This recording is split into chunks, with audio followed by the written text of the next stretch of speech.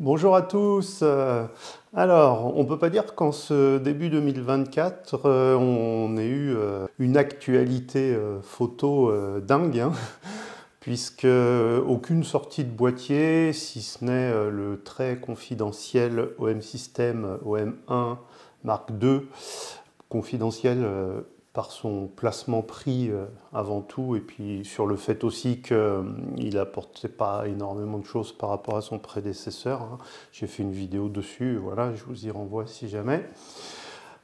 Sinon, ben, aucune sortie boîtier, on arrive début mars, il y a eu le salon CP+, là, hein, qui vient de fermer ses portes, et c'en est presque étonnant, on va dire. Mais bon, il faut être patient, hein, simplement. Les sorties vont sans doute arriver là dans les mois qui viennent, bien sûr. Surtout alors de tout ce qui est boîtier un petit peu à tendance sportive avec l'arrivée des Jeux Olympiques.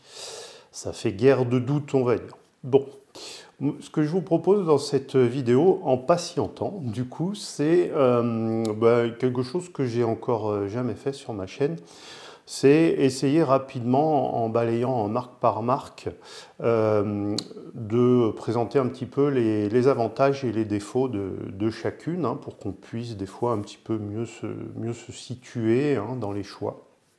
Alors, comment faire? Je vais prendre par ordre alphabétique, je crois que ce sera plus simple. Ce petit jeu, on va commencer par Canon.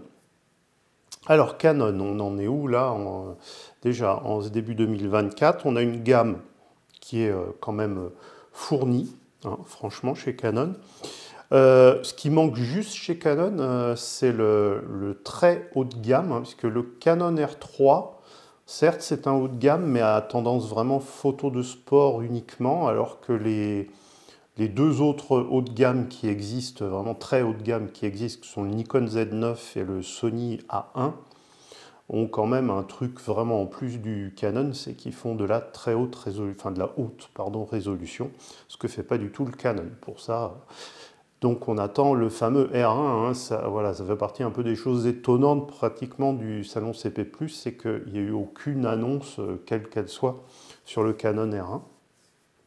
Bref, la gamme Canon actuelle, elle est composée de boîtiers plein format, on va dire, entre l'entrée de gamme qui est le R8, ensuite on a le R6 Mark II là, qui me filme actuellement, et ensuite on a le R5, alors qui lui aussi devrait être remplacé là en 2024, hein. Et puis après, on a donc le fameux R3. Et puis surtout, on a depuis 2022, hein, une gamme APS-C qui tient la route tout au moins au niveau des boîtiers. Alors, les avantages des Canon, donc on a une gamme quand même bien étagée, hein, voilà, et pas de trous vraiment dans la gamme. Alors certes, quelques boîtiers comme le R5 un petit peu vieillissants, mais enfin, lui était tellement en avance sur son temps quand il est sorti que finalement, ça se voit pas trop qu'il est vieillissant. Voilà, et puis un manque dans le très haut de gamme. Sinon, on a donc une gamme bien étagée chez Canon. Les avantages des boîtiers Canon. Alors, c'est avant tout l'ergonomie, hein. Moi, je le vois très bien avec mon R6 Mark II. C'est, je pense, de tous les boîtiers que j'ai pu avoir, c'est vraiment le plus ergonomique. D'abord, la prise en main. C'est difficile à décrire, hein. Bon, Canon, je pense qu'ils font des études ergonomiques depuis le temps qu'ils font des boîtiers. Voilà, il tient parfaitement bien en main, il est ni trop lourd ni trop léger, enfin voilà, quels que soient les objectifs qu'on mette dessus. Et puis, donc l'ergonomie, c'est aussi les boutons, les molettes qui sont bien placés. Et surtout et avant tout, un écran tactile qui est le meilleur du marché, hein, toutes marques confondues, où là vraiment c'est comme si on était sur un smartphone. Et puis surtout, tout est fait pour que le tactile soit super agréable à utiliser. C'est pas juste une histoire de réactivité quand on met le doigt, hein, ça ok c'est génial.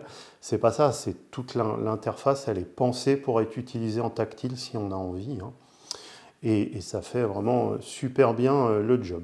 Et ça c'est sur tous les boîtiers Canon, sauf celui qui est tout en bas de la gamme, le R100 APS-C. Bon, moi celui-là, je préfère même pas vraiment en parler parce qu'il n'a pas vraiment d'intérêt. Bon, ensuite, les avantages chez Canon, c'est quoi? C'est qu'au niveau de la technologie qui est dedans, quand même, ils sont à la pointe, hein. Alors, si on commence par l'autofocus, il est reconnu comme étant le meilleur du marché avec Sony. Alors, on verra, tiens, quand on parlera de Sony, quelles sont quand même les différences entre l'autofocus Canon et l'autofocus Sony. Enfin, voilà, il fait partie des deux meilleurs, c'est sûr. Ensuite, la stabilisation, par exemple. Alors, évidemment, là, on parle des boîtiers qui sont stabilisés, hein, puisqu'il y en a quand même un certain nombre qui ne le sont pas, notamment comme le R8, comme le R10, le R50, voilà, qui ne sont pas des boîtiers stabilisés, mais à partir du moment où les boîtiers sont stabilisés, avec Canon, on a aussi beaucoup d'objectifs qui sont stabilisés. Alors moi, par exemple, je possède le 15-30, qui n'est pas très ouvert, hein, qui est un objectif pas très cher d'ailleurs, tout est relatif, hein, bien sûr, mais il est stabilisé, ce qui est rare sur ces focales-là. Et quand il fonctionne en double stabilisation avec le boîtier, c'est une pure merveille, que ce soit en vidéo où on peut filmer à main levée, que ce soit en vidéo, toujours en vlog, ou évidemment en photo en très basse lumière, malgré l'ouverture assez faible. Voilà, ça c'est Canon quand même, hein, qui fait ça. J'ai aussi donc le 24-105, pareil, hein, avec la double stabilisation avec le boîtier, c'est vraiment assez fantastique. Donc ça, voilà, là aussi, hein, au niveau de la technologie. Ensuite, au niveau des rafales, les Canon sont dans le haut du panier, hein, quand il s'agit de décomposer des mouvements très rapides. Alors, il faut savoir que dans la gamme des boîtiers plein format à moins de 3000 €, par exemple, le R6 Mark II est le seul qui atteint 40 photos par seconde. Et si on prend le R8 qui coûte moins de 2000 €, lui aussi, il prend 40 photos par seconde en rafale, en obturateur électronique. La technologie, c'est aussi avoir une obturation électronique qui est à la page, hein. On parlera justement de Sony où c'est un peu l'inverse à la fin de cette vidéo, puisqu'on l'a fait par ordre alphabétique. Des obturations électroniques des capteurs en tout cas, qui ont été remis au goût du jour. À partir de la sortie du R5 et du R6, hein, ils ne se sont pas contentés de reprendre les capteurs précédents. Ça a été des nouveaux capteurs à lecture plus rapide. Le R6 Mark II, il a encore un capteur plus rapide que n'avait le R6. Hein. C'est d'ailleurs le meilleur, toute marque confondue, le meilleur capteur non empilé en termes de vitesse de lecture. Voilà, donc Canon, c'est vraiment une aisance technologique et une certaine avance dans certains domaines, hein, voilà, qui vraiment les place au tout premier plan, c'est certain. Alors, j'oublie sans doute encore d'autres petites choses, hein, mais on va à l'essentiel. Et puis maintenant, bon, on va parler des défauts. Alors, des défauts, il y en a quelques-uns. Un défaut qui va partager, notamment avec Nikon, hein, on va en parler après, comme c'est les marques historiques qu'on avait déjà avec les réflexes numériques, voire argentiques. Ce n'est pas les champions de la personnalisation des boîtiers, hein. C'est-à-dire qu'on peut programmer quand même quelques boutons comme on veut, mais on ne peut pas mettre le catalogue de toutes les fonctions de l'appareil, loin de là d'ailleurs. Et puis des boutons personnalisables, finalement il n'y en a pas beaucoup. Alors peut-être si sur un R3, hein, mais en tout cas sur un R6 Mark II, ou donc sur un R5 qui est le même boîtier quasiment, je trouve qu'on n'a pas tant de boutons que ça. Voilà. Mais ce n'est pas ça, je pense, le défaut principal, hein, des Canon. Le défaut principal, il est lié à la monture RF, hein, à la nouvelle monture, enfin nouvelle, la monture hybride, quoi. C'est l'absence complète d'ouverture aux constructeurs tiers. À l'heure où on se parle, en tout cas, hein, parce qu'il n'en finit pas d'avoir des rumeurs sur une éventuelle ouverture, peut-être à Sigma, de Canon, mais enfin bon, depuis le temps qu'on en entend parler, et là même Canon a essayé de noyer un peu le poisson au salon CP+, d'ailleurs, là-dessus. Bref. En tout cas, à l'heure où on se parle, sur un Canon, on est obligé hybride, on est obligé, si on ne veut pas la bague d'adaptation, bien sûr, hein, on est obligé de mettre des objectifs Canon RF. Alors Canon, du coup, conscient quand même du truc, hein, de son choix, forcément, a développé une gamme d'objectifs pas trop chers, hein, avec quelques compromis. Donc c'est des objectifs notamment qui ne sont pas tropicalisés, qui n'ont pas les moteurs USM, encore que si on prend le 100-400, il a quand même le moteur USM. Mais voilà, il y a des compromis qui sont faits, optiquement ils ne sont pas quand même aussi bons que les objectifs sériels, mais ils sont quand même, je veux dire ça va. Alors moi par exemple je reviens sur mon 15-30, il fait partie de cette série un peu low cost de Canon. Franchement au niveau optique ça va quand même très bien. Il n'y a pas de problème. Au niveau autofocus, ça va très bien aussi. Voilà, le 100-400, je veux dire, c'est le meilleur rapport qualité-prix du marché et de loin. Voilà, donc pas de problème. Après, moi, à titre personnel, j'ai le 24-105 f4, donc lui, c'est un sériel, évidemment, il n'y a pas de souci non plus. Voilà, mais c'est sûr que si, par contre, on veut des objectifs ou des zooms à assez grande ouverture, qui ne soit pas trop cher, ben ça, là c'est pas possible chez Canon. Si vous voulez des zooms à grande ouverture ou des focales fixes à grande ouverture de bonne qualité, c'est forcément la sérielle, et là c'est vraiment super cher. Voilà, le moins cher de tous les objectifs sériels, c'est le 24-105 f4, donc je possède. Financièrement, moi je ne pourrais pas posséder un autre objectif de la sérielle hein, chez Canon. Alors bien sûr, c'est des objectifs qui sont exceptionnels au niveau qualité optique, hein, par exemple le 85 1.2 notamment, hein, qui est assez réputé.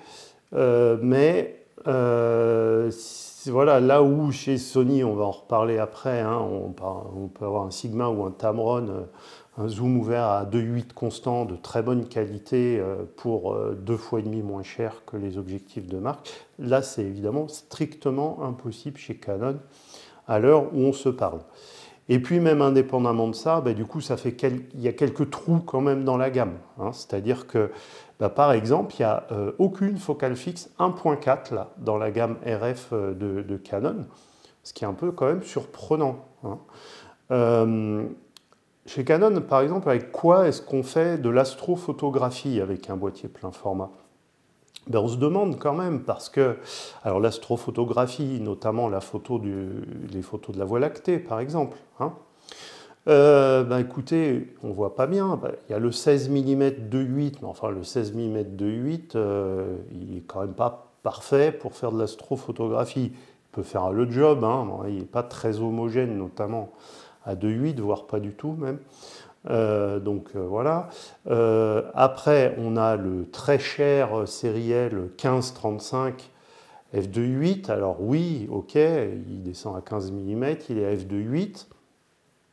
Mais bon, c'est un objectif quand même qui à la base n'est pas fait juste pour faire de l'astrophotographie. Je veux dire, vu son prix, hein, évidemment, ça fait cher l'objectif juste pour faire de l'astrophotographie.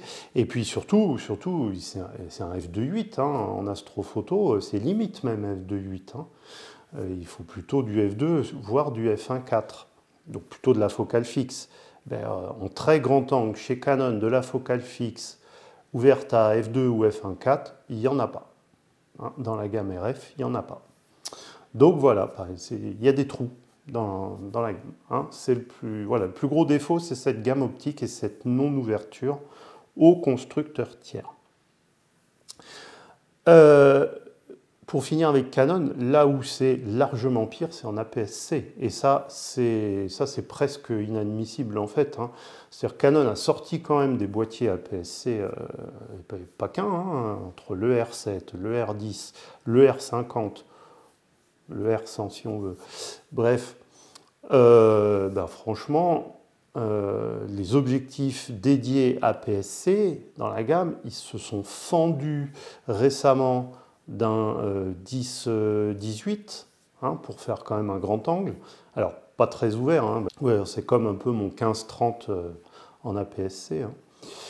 Et puis en focale standard, ben, ils ont le 18-150 notamment, qui est un zoom polyvalent, hein, certes, mais bon,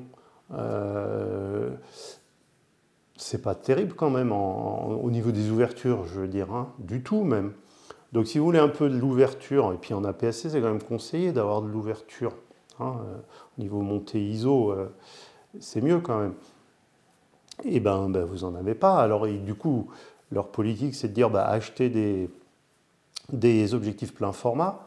Alors certaines focales fixes sont relativement adaptées, par exemple le 16-2.8 qui équivaut plus ou moins à un 25. Voilà, ça fait un espèce de grand angle à moindre frais parce qu'effectivement, il ne coûte pas très cher le 16-2.8. Hein.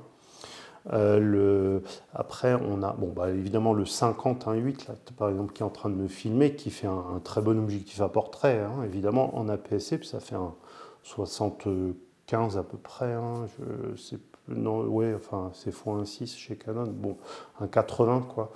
Donc, très bon objectif à portrait, bien entendu. Mais voilà, et après les autres, ça vaut pas le coup. Enfin, je veux dire, même les zooms et tout, ils sont développés pour le plein format.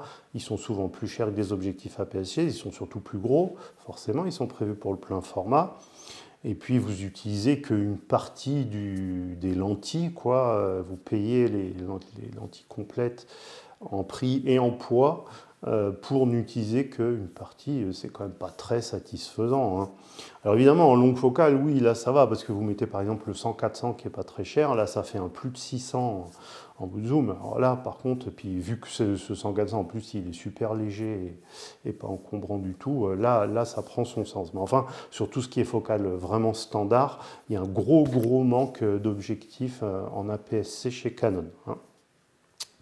Voilà pour Canon. Alors, on a dit par ordre alphabétique, donc après on va faire Fuji.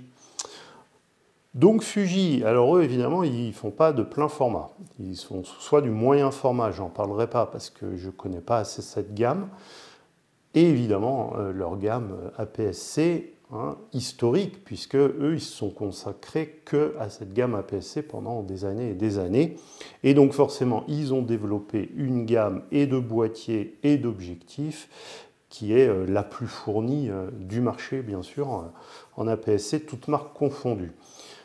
Alors, les avantages de Fuji, c'est ça, hein, c'est d'avoir une gamme optique énorme, et surtout depuis l'ouverture à Sigma, où là, Sigma a comblé quelques trous dans la gamme Fuji, a même permis d'avoir le choix, surtout sur des focales fixes très ouvertes à 1.4, d'avoir du choix face à les objectifs équivalents de Fuji qui sont beaucoup plus chers.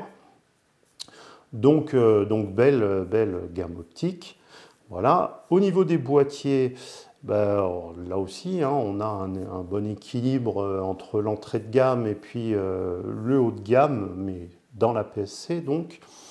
Alors il faut par exemple reconnaître à Fuji d'avoir sorti l'unique boîtier de tout le marché APS-C à capteur empilé, hein, très haut de gamme, qui est le Fuji X-H2S. Voilà. Hein. Et ensuite, on a une gamme articulée autour du capteur de 40 mégapixels. Donc ça aussi, c'est une avance technologique hein, qu'a Fuji en APS-C que n'ont pas les autres pour l'instant. Donc le X-H2, le X-T5 et puis nouvellement le X106. Voilà. Et puis en plus entrée de gamme, ou enfin entrée-milieu de gamme, ils ont renouvelé le XS10 qui est devenu XS20, qui pour moi, je trouve, est le boîtier APS-C le plus équilibré du marché. Toute marque qui fait de l'APS-C confondue, hein, je veux dire. Voilà. Là, on attendrait peut-être un XT40, hein, qui reprendrait un peu le principe du XS20, mais plus avec l'ergonomie classique de Fuji pour ceux qui aiment ça. Voilà. Et puis, toujours dans les avantages de Fuji, on a évidemment les meilleurs capteurs APS-C du marché, c'est-à-dire que c'est eux qui ont la meilleure dynamique, c'est eux qui ont la meilleure montée ISO. Voilà. Ensuite, on a aussi dans les avantages, donc pour ceux qui considèrent que c'est des avantages, une série XT qui est assez vintage et puis qui permet d'utiliser les fameuses roues crantées de vitesse et d'ISO, et voire d'ouverture sur les objectifs. Donc voilà, ça plaît à certains, hein, bien sûr, chez Fuji. Après, on a sur les XH, par exemple, hein, XH2, XH2S, une très bonne prise en main, une très bonne ergonomie, à quelques détails près quand même, on va voir dans les points négatifs. Voilà. Hein. Alors, dans les points finalement un peu négatifs chez Fuji, eh ben, revenons à la gamme optique, justement. Le problème, c'est qu'il y a beaucoup d'objectifs qui sont vieillissants maintenant chez Fuji. C'est-à-dire, quand on dit vieillissant, c'est des objectifs qui ont quasiment 10 ans, quoi. Hein. Donc, on va dire qu'ils ne sont pas forcément super bien adaptés aux nouveaux capteurs. Et puis même au niveau de leur autofocus, on sait que maintenant, toutes les marques ont fait des progrès dans les moteurs autofocus qui sont dans les objectifs. Hein. Voilà, il y a une gamme comme ça. Alors, on pense au 16-55 de 8, au 50-140 de 8. Il y a pas mal de focales fixes aussi qui sont vieillottes. Voilà, le 100-400. Bref. Donc on voit mal Fuji renouveler tout ça d'un coup là, et puis même ça n'a pas l'air d'être trop prévu là à court terme. Donc ça c'est quand même un peu embêtant. Hein. Alors heureusement qu'on a Sigma, hein, effectivement, et on a même Tamron dans une moindre mesure. Voilà. Et évidemment Viltrox aussi, hein, qui fait des très bons objectifs. Et là, tiens, par exemple, chez Fuji, on a des solutions pour faire de l'astrophoto, là, qu'on n'a pas chez Canon. Hein. Entre Viltrox, Fuji lui-même, voire Sigma même, hein, qui a sorti un superbe 10-18 f2.8. Voilà. Ensuite, au niveau de l'ergonomie, alors là, sur les boîtiers Fuji, par exemple, le truc, c'est qu'on a, alors moi, c'est un truc auquel je suis attaché, c'est le fameux switch photo-vidéo, hein, qui permet de basculer très vite d'un monde à l'autre, et puis de changer complètement l'interface du boîtier, et notamment la fonction des boutons qui changent quand on bascule. Bon, ben ça, on n'a pas chez Fuji. Hein. C'est un peu dommage, surtout je trouve sur les XH, hein, XH2, XH2S, qui sont des boîtiers vraiment très hybrides, dans le sens où ils sont aussi bons en photo qu'en vidéo, avec des gros specs même, surtout le XH2S, hein, que ce soit en photo ou en vidéo, et c'est dommage de ne pas pouvoir basculer comme ça rapidement d'un monde à l'autre.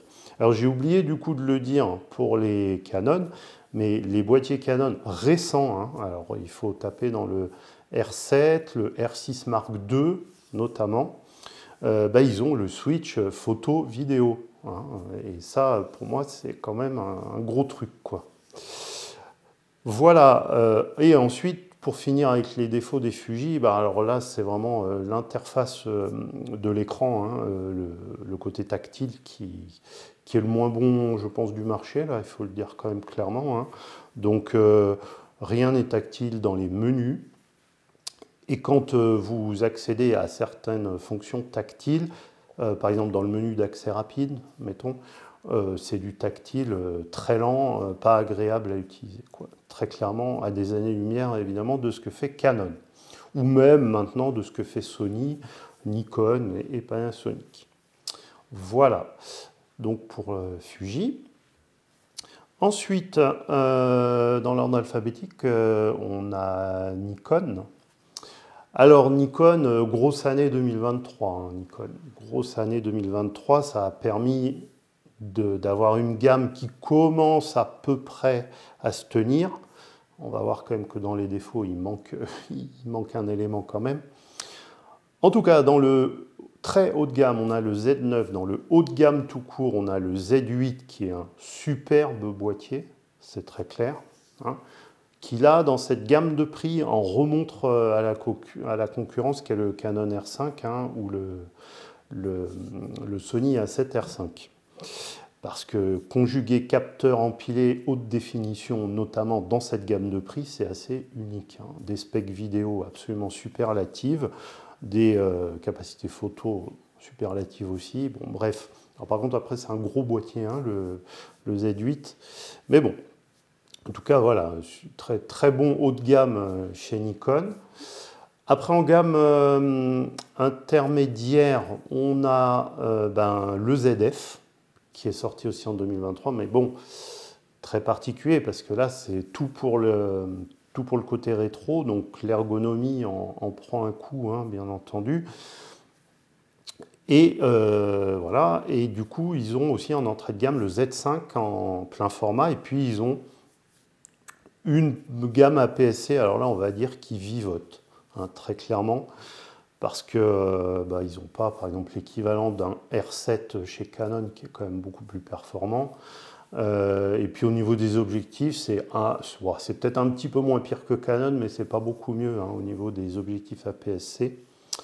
Donc voilà. Alors, les avantages de Nikon, c'est, je pense, avant tout un bon rapport qualité-prix dans leur boîtier, hein, vraiment. Alors oui, j'ai pas parlé du Z6 II, il faut quand même en parler, puisque pour l'instant, c'est le boîtier milieu de gamme du cœur du marché, on va dire. C'est leur boîtier actuel. Donc il y a quand même le Z6 II, mais alors voilà, lui, il commence vraiment à être ancien, quoi. Hein. Là, ça fait par rapport aux autres constructeurs, voilà, ça fait un trou, là, pour le coup. Alors, après, les Nikon, de manière générale, c'est des boîtiers qui sont bien construits, hein, bien entendu. Là, c'est comme Canon, hein, je veux dire, Nikon, historiquement, ils ont eu le temps d'étudier l'ergonomie des boîtiers, hein, voilà. Et puis, ils partagent avec Canon aussi le fait de ne pas être les champions de la personnalisation non plus, hein, sur les boutons, le nombre de boutons, etc. Alors, sauf sans doute dans le haut et le très haut de gamme. Mais voilà. Et puis donc désormais un autofocus à la page, hein, on le voit sur le Z8, le Z9, on le voit aussi sur le ZF, même si c'est un petit cran en dessous quand même, vu qu'il ne bénéficie pas du capteur empilé, et ça se voit, hein, sur des fois la rapidité de suivi. Mais sinon voilà, c'est des boîtiers qui maintenant sont à la page. Alors, quels sont les points faibles chez Nikon? Alors, chez Nikon, le plus gros point faible, là, actuel, ça va se résoudre, hein, forcément, mais c'est l'absence du remplaçant du Z6 II. Et là, ça commence à faire vraiment trop longtemps qu'on attend le Z6 III. Et le problème, c'est qu'ils ont sorti le ZF à peu près mi-2023, hein, si je ne dis pas de bêtises, donc on s'attendait, moi le premier, à ce que dans les semaines qui suivent, ils annoncent le Z6 III quand même. Parce qu'à la limite, c'était lui qui quand même est plus polyvalent que le ZF. Et bien là, on arrive début mars 2024, toujours rien, aucune annonce, rien du tout, sur le Z6 III. Alors ça commence à devenir un peu embêtant, je trouve, franchement, chez Nikon. Ensuite, chez Nikon, toujours, on a quelques limitations parfois qui sont quand même pas anodines, hein. Alors je vais vous en donner deux. Par exemple, le Nikon ZF qui a une très bonne rafale qui monte jusqu'à 30 images par seconde ne peut faire cette rafale qu'en JPEG. Oh, franchement, ça fait une énorme différence, hein, de la faire, enfin, quand vous faites de la rafale. Justement, c'est des situations où ça arrive souvent qu'on ait à retoucher quand même les photos, donc il vaut mieux qu'elles soient en RAW qu'en JPEG. Dans la même veine, en quelque sorte, le Z8, comme le ZF d'ailleurs, ils ont le fameux pré-déclenchement, hein, auquel moi je suis très attaché sur mes boîtiers. Mais là aussi, figurez-vous que si vous faites fonctionner le pré-déclenchement sur le Z8, qui est quand même un boîtier à 4 500 €, eh ben c'est forcément en JPEG. Donc voilà, il y a quand même des limitations comme ça, des fois, qui sont un peu embêtantes, je trouve. Ensuite, au niveau gamme optique, c'est un petit peu comme Canon, hein, ils n'ont pas ouvert vraiment leur monture. Alors, à la marge, on va dire, hein, là où Canon, c'est vraiment tout verrouillé. Là, on a un ou deux zoom Tamron, on va dire. Voilà. Mais bon, c'est très très à la marge. Puis dans leur gamme APS-C, ils ont accepté que Sigma s'adapte à leur monture Z sur leur petite focale fixe ouverte à 1.4. Voilà. Bon. Donc, et le reste de la gamme optique chez Nikon, bah, le problème c'est que c'est cher et là, contrairement à Canon, ils n'ont pas développé quand même une gamme, notamment de zoom, un peu plus entrée de gamme, on va dire. Et donc, si les boîtiers quelque part ont un bon rapport qualité-prix, finalement, la note finale n'est pas vraiment beaucoup plus intéressante que chez les autres constructeurs à cause du prix des objectifs. Voilà. Alors, après Nikon, si on continue dans l'ordre, c'est Panasonic. Panasonic, ben, ils ont une gamme qui est pas mal aussi, hein, finalement. Alors, eux, ils ne font pas d'APS-C, par contre, ils font du micro 4 tiers. Et en 2023, ils ont renouvelé leur haut de gamme micro 4 tiers, hein, donc avec le G9 II, qui est un superbe boîtier. En plein format, bien sûr, ils ont renouvelé, alors là c'était tout début 2023, hein, et ça a fait grand bruit, le S5 qui est devenu le S5 II, où enfin ils ont mis l'autofocus à détection de phase dedans. Donc on a quand même une gamme entre le S5, le S5X, et puis les micro 4 tiers, surtout le G9 II. Certes, ce n'est pas une gamme hyper fournie comme d'autres, mais enfin, elle se tient, hein, cette gamme. Alors, il manque peut-être un boîtier haute résolution. Vous allez me dire que le S1R, il est peut-être encore commercialisé, j'avoue que j'en sais rien. Enfin, quand on voit comme un S5 II, c'est beaucoup plus polyvalent, hein, c'est beaucoup moins énorme que les S1. Puis le S1, il n'a pas la détection de phase, etc. Hein. Donc peut-être que c'est ça qui manque un peu et qui pourrait être attendu chez Panasonic. Bon. Alors, les avantages chez Panasonic, ils sont connus, ils sont surtout du côté de la vidéo. Hein. Il y a des fonctionnalités vidéo chez Panasonic qu'il n'y a dans aucune autre marque. Je ne vais pas toutes les lister, hein, mais c'est sûr que quand on fait beaucoup de vidéos, c'est des boîtiers vers lesquels c'est assez naturel, on va dire, de s'orienter. Surtout qu'en photo, maintenant, notamment avec le S5 II, ils ne sont pas ridicules. Hein. Loin s'en faut. Alors, ils sont quand même un petit ton en dessous. Par exemple, au niveau de l'autofocus, le S5 II, ce n'est pas l'autofocus d'un Canon ou d'un Sony, voire même d'un Fuji récent, comme le XH2S, hein, notamment, ou même le XS20. Donc, voilà. Sur la rafale aussi, par exemple en obturateur mécanique, elle n'est pas terrible, mais bon, c'est pas forcément le plus important. En obturateur électronique, elle est bonne, il n'y a pas de souci. Voilà, donc technologiquement, c'est quand même des bons boîtiers. Hein, et quand on voit en micro 4 tiers le G9 II, alors lui, il a un autofocus qui est meilleur que le S5 II encore. Et là, c'est vraiment une machine de guerre. Hein. C'est du micro 4 tiers par contre, mais voilà. Les atouts de Panasonic aussi, la stabilisation de leur boîtier est sans doute la meilleure du marché, que ce soit en plein format ou en micro 4 tiers. Voilà, hein, donc des beaux boîtiers, hein, c'est sûr. Qu'en est-il au niveau gamme optique? Alors, il y a la gamme optique propriétaire qui... Alors, il y a notamment des focales fixes ouvertes à 1.8, voilà, ce qui manque clairement, je ne sais pas, chez Canon, par exemple. On a des focales fixes 1.8 qui ne sont pas trop chères chez Panasonic, et il y en a pas mal. Ils ont sorti, je crois, l'année dernière, ou en 2022, je ne sais plus trop quoi, un vrai grand angle bien ouvert voilà, en photo astro, par exemple, c'est génial. Et puis surtout, ils bénéficient de toute la gamme Sigma plein format, hein, donc c'est pas rien, évidemment. Après, les points plus négatifs, on va dire, tiens, restons dans la gamme optique.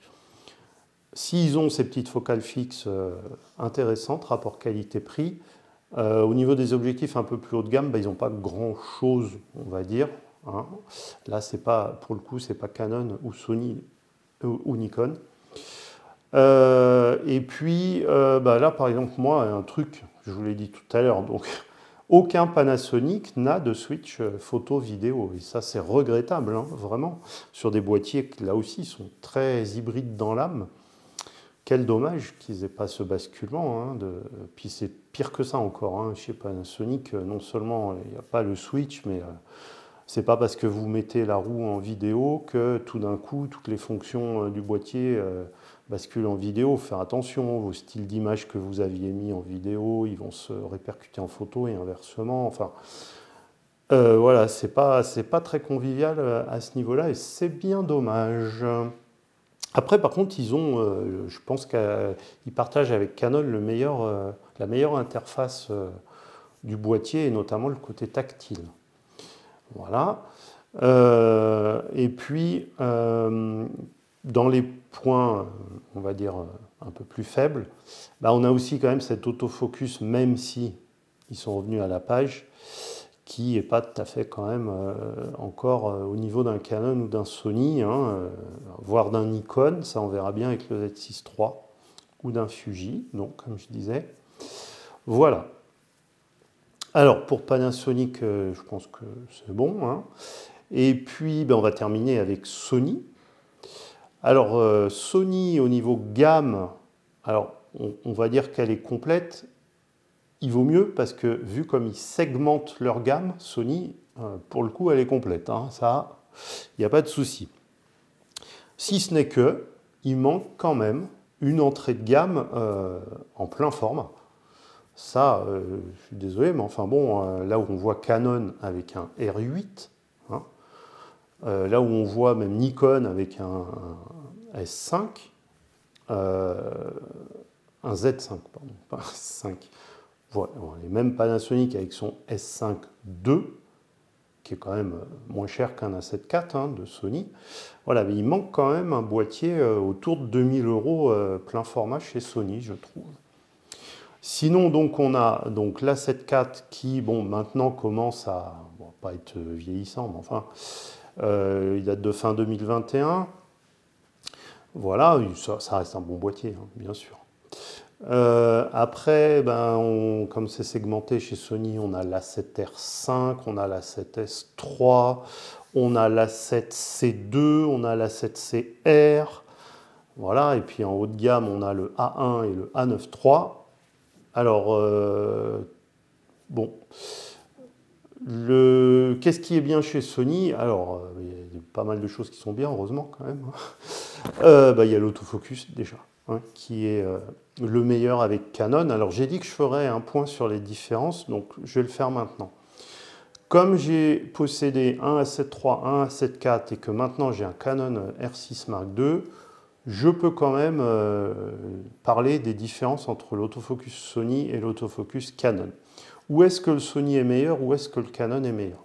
Le Sony, il est meilleur on va dire surtout en tracking, vous voyez, il colle beaucoup mieux au sujet que le Canon.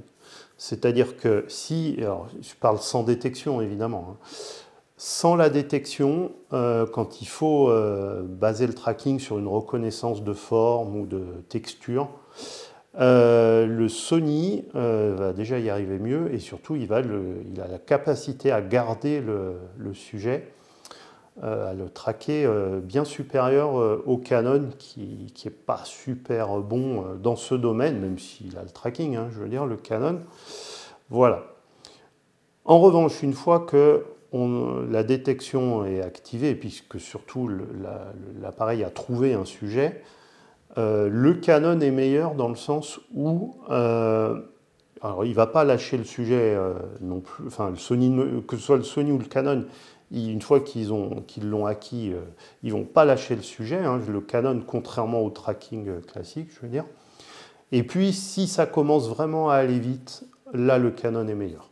Alors c'est pas que le Sony va lâcher le sujet, c'est l'ensemble Obturateur trop lent, on va en parler juste après. À lecture trop lente, toute l'électronique, je sais pas, les moteurs autofocus, j'en sais rien. Mais quand ça va vite, le Canon est bien meilleur. Alors, ça se mesure sur les rafales, hein, tout simplement. Moi, mon Sony A7 IV, alors la rafale maxi sur les Sony, c'est 10 images par seconde. Hein, on va en parler aussi dans les points faibles après. Donc je le mettais par exemple à 10 images par seconde.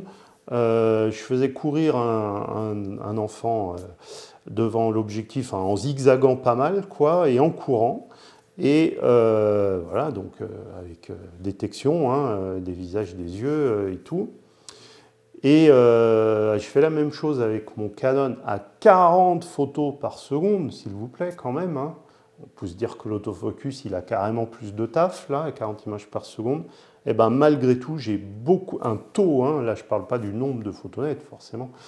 Quand on en prend 40 par seconde, au bout d'un moment, il y en a plus que quand on en prend 10, c'est pas le problème, mais c'est juste qu'au niveau pourcentage de photos nettes, c'est très supérieur sur le Canon par rapport au Sony. Voilà, donc pour les différences. Sur l'autofocus, revenons maintenant aux avantages des Sony. Donc un très bon autofocus, mais quand on est dans la gamme A7, le suivi vraiment sur un sujet rapide, c'est pas si bon que ça. Hein. Voilà. Après, chez Sony, tous les boîtiers récents bénéficient maintenant d'une bonne interface tactile.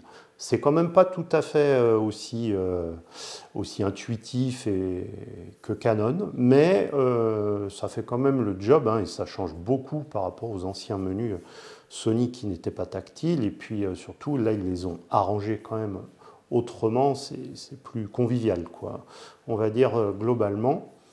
Donc voilà. Ensuite, alors après, il y a la prise en main des boîtiers. Donc ça, c'est quand même une histoire de goût. Moi, je vous ai dit, hein, mon R6 II, c'est le boîtier que j'ai le mieux en main de tous les boîtiers que j'ai eu. Alors j'ai eu donc un A7 IV, un A7 III. Donc l'A7 III, il était réputé pour être un peu trop petit, hein, on va dire. Mais l'A7 IV, il a été bien amélioré au niveau prise en main et tout. Donc c'est bien quand même, hein, mais c'est quand même pas du niveau de Canon, je trouve, à ce niveau-là. Peut-être pas du niveau de Nikon non plus, je ne sais pas, là j'en ai pas.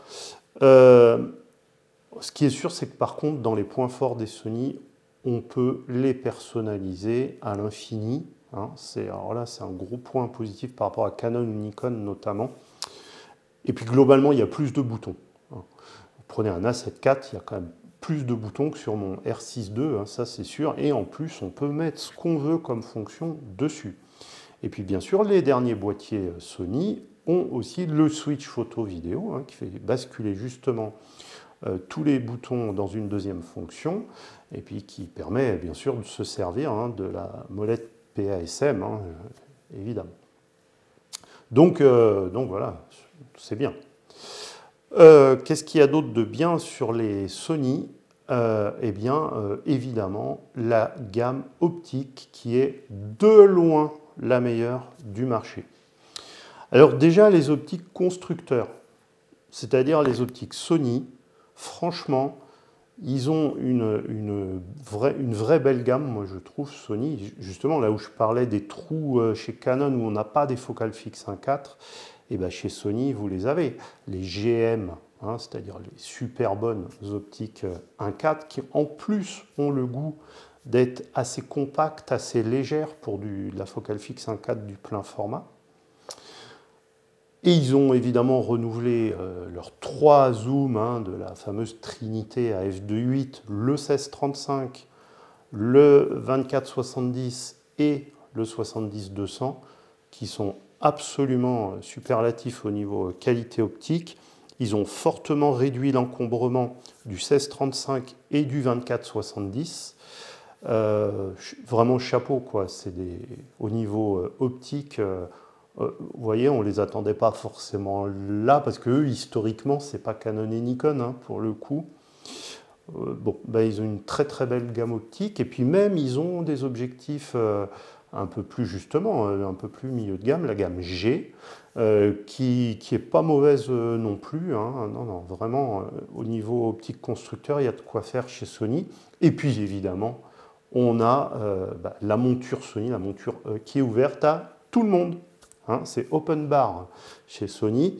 Et donc forcément, les constructeurs tiers s'en donnent à cœur joie. Hein. On a des objectifs qui ne peuvent, d'opticiens tiers qui ne peuvent se monter que sur les Sony. Il y en a pas mal.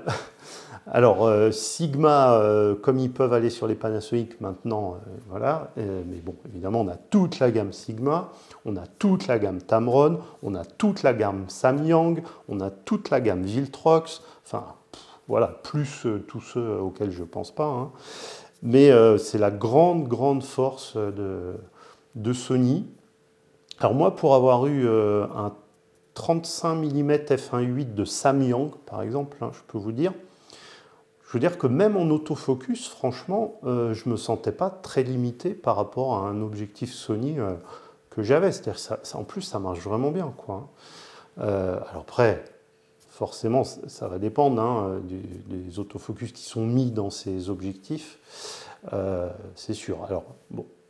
Mais en tout cas, ouais, gros avantage massu hein, de la monture Sony, c'est sûr.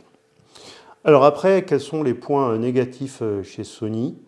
On va rester dans la gamme optique puisqu'on y est. Alors là, ça va aller vite parce qu'il n'y a pas beaucoup de points négatifs.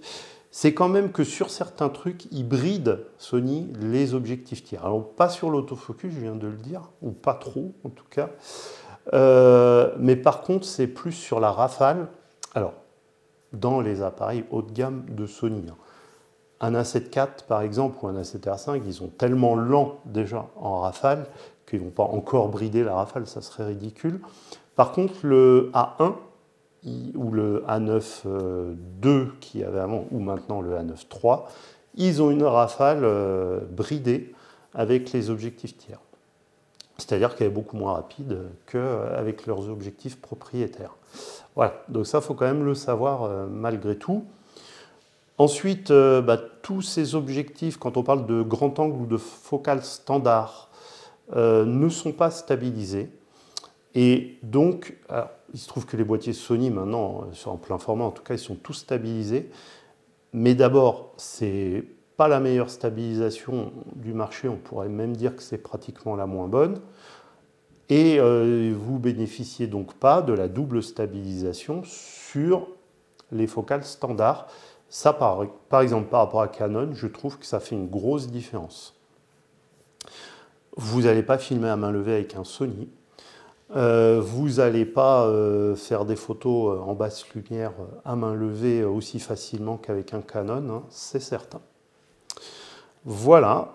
Après, l'autre point faible qui, pour moi, alors personnellement, est rédhibitoire, c'est pour toute la gamme A7, hein, l'obturation électronique, qui est d'un autre âge, clairement. Alors d'un autre âge, vous savez que ça va vite hein, dans la technologie.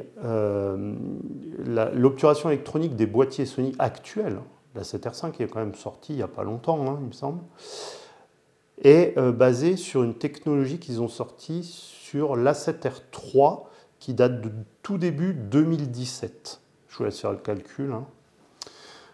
Alors, au début 2017, c'était très bien. C'est-à-dire que, bon, le rolling shutter, on ne s'en occupait pas trop. Enfin, c'est pas qu'on s'en occupait pas trop. De toute façon, il n'y avait pas mieux sur le marché. Et au niveau hybride, il y en avait déjà très peu, de toute façon, des hybrides. Surtout en plein format. Et donc, du coup, voilà, rolling shutter, c'était pas terrible, mais bon, voilà, on ne le voyait pas trop. Et la rafale, c'était 10 images par seconde. Bah, là, pour le coup, c'était même très bien à l'époque. Le problème, c'est que là, depuis, je veux dire, tous les constructeurs progressent à ce niveau-là, sauf Sony, sur sa gamme A7. Sony sur sa gamme A7, alors on va mettre la 7S3 à part, hein, évidemment, parce que c'est vraiment un boîtier, moi que je ne comprends pas la 7S3, hein, un boîtier vraiment de niche. Bref, on va parler des vrais boîtiers hybrides photo-vidéo quand même, qui sont donc la 7 IV, on va dire, et la 7R5, hein, parce que finalement, il reste un peu que, on va dire, en boîtier moderne, chez Sony, dans la série A7, on a un temps de lecture de capteur qui est au minimum 2 fois plus lent que le moins bon après lui, quoi. après eux. Donc du genre, c'est 1/15e de seconde, alors que le plus mauvais juste après, c'est 1/30e de seconde, quoi, vous voyez. Donc alors, ça pose quand même des soucis, hein, je veux dire, c'est pas anodin. Hein. C'est-à-dire que, alors, donc du coup, on n'a pas accès à une rafale supérieure à 10 images par seconde. Alors, autant sur la 7R5, ça peut se comprendre, parce qu'avec 61 mégapixels, on peut comprendre qu'on n'ait pas une rafale de 30 ou 40 images par seconde. Mais sur l'A7 IV, qui est un boîtier plus polyvalent, quand on voit ce que fait la concurrence en face, en termes de rafale en obturation électronique, Sony, ils sont à la ramasse complet. Il n'y a pas le prédéclenchement, ni sur la 7R5, ni sur la 7 IV, ni sur le A1, qui est un appareil à plus de 7000 €. D'accord, il aura fallu attendre le A9 III, lui aussi à 7000 € pour avoir le prédéclenchement. Ça, c'est incompréhensible. Et puis, du coup, en termes de rolling shutter aussi, c'est un vrai problème. Hein. C'est-à-dire que c'est des appareils qui sont utilisables essentiellement en obturation mécanique. En obturation électronique, vous êtes sur un A7 IV ou un A7 R5, vous devez faire extrêmement attention. Vous êtes à l'intérieur avec des éclairages que vous ne maîtrisez pas trop, vous risquez très vite d'avoir du banding, hein, ces fameuses bandes là, qui vous ruinent la photo. Vous êtes à l'extérieur ou à l'intérieur, vous faites le moins de mouvement latéral quand vous prenez une photo ou en vidéo. Votre plan vidéo, il ressemble à rien. Votre photo, vous pouvez la mettre à la poubelle. Hein. Tout est penché complètement. Croyez mon expérience avec la 7 IV ou la 7 III avant. Donc ça, c'est quand même pénible. Hein. Alors bon, on va dire du coup, on utilise un obturateur mécanique. Oui, mais enfin, on est en 2024, il y a des fois, on a envie d'être en obturation électronique. Hein. On a envie de bénéficier d'une rafale vraiment performante. On a envie de pouvoir prendre des photos en étant discret sans risquer d'avoir du banding et du rolling shutter à tous les coins de rue. Et on a envie aussi d'avoir un obturateur mécanique, dans ce cas-là, discret. Et bien, pas de chance, sur la 7 IV, ce n'est pas le cas en plus. Sur la 7 IV, l'obturateur mécanique est particulièrement bruyant. Donc, vous voyez, alors, le A7R5, comme il est plus haut de gamme, l'obturateur mécanique est un peu moins bruyant quand même. Mais voilà, ça, c'est quand même les défauts principaux des boîtiers Sony. Et moi, à l'heure actuelle, c'est ce qui m'empêche de revenir chez Sony. Hein, parce que je vous dis, là, par exemple, si c'est un Canon R6 III là, qui est en train de me filmer, R6 II, qui est en train de me filmer, c'est le boîtier que j'ai choisi récemment, grâce à une bonne promotion, comme j'ai expliqué, parce que je ne l'aurais pas acheté à son prix normal. Mais bref. Et ce n'est pas un Sony, et ça ne sera pas un Sony tant qu'ils en sont là au niveau de la technologie de l'obturation électronique. Pourtant, pour le reste, moi j'ai adoré mes Sony pour le parc optique, la personnalisation des boîtiers, c'est quelque chose, quoi. Mais bon, voilà, c'est un trop gros défaut, pour moi en tout cas. Voilà, donc ça c'est pour la gamme vraiment plein format chez Sony. Et puis, ils ont une gamme APS-C aussi. Alors, avec un seul boîtier à la page, vraiment, qui est le A6700, qui est sorti là en 2023, parce que le reste de la gamme APS-C, ils ont bien des boîtiers, mais alors, eux, ils sont très anciens, on va dire. Alors, ils bénéficient bien de la même monture, bien entendu. Cette fameuse monture, parce que c'est la même en APS-C et en plein format, justement. Alors, c'est quand même intéressant, là, ce A6700, dans la mesure où on a un boîtier APS-C. Alors, bon, en vidéo, c'est sûr. En photo, bon, c'est un boîtier, je trouve, moi, personnellement, qui n'est pas très ergonomique en photo, en tout cas, ce qu'il y a de sûr. Et qui bénéficie de la même limitation que ses grands frères en plein format, c'est-à-dire que, alors ici, il fait une photo de plus quand même par seconde. Il monte à 11 photos par seconde en obturation électronique. Voilà. Sur de l'APS-C, quoi. Où normalement, là, c'est encore plus facile de faire des rafales plus rapides, le capteur est plus petit. Bon, ben voilà. Alors après, par contre, c'est un bon boîtier parce que Sony partage avec Fuji quand même le fait d'avoir des capteurs APS-C qui ont la meilleure montée ISO, hein, notamment par rapport à Canon, la meilleure montée ISO, la meilleure dynamique. Voilà, et puis c'est un boîtier, alors pour le coup, qui est très capable en vidéo, hein, donc ça compte aussi quand même, qui bénéficie des nouveaux menus tactiles et tout, hein, voilà. Donc il y a quand même une solution très correcte en APS-C chez Sony et un parc optique qui là aussi pour le coup est intéressant parce qu'on a des objectifs Sony en APS-C hein, qu'on n'a pas chez Canon notamment et puis évidemment on bénéficie de tout ce que fait Sigma par exemple pour la monture Fuji, il le fait bien entendu aussi pour la monture Sony. L'excellent 1850 f2.8, l'excellent 1018 f2.8, hein, vous voyez, rien que ça. Le nouveau 70-200 hein, de Sigma, qui à base est un objectif plein format, si vous le mettez sur un A6700, ça fait un sacré objectif, là, hein, quand même aussi.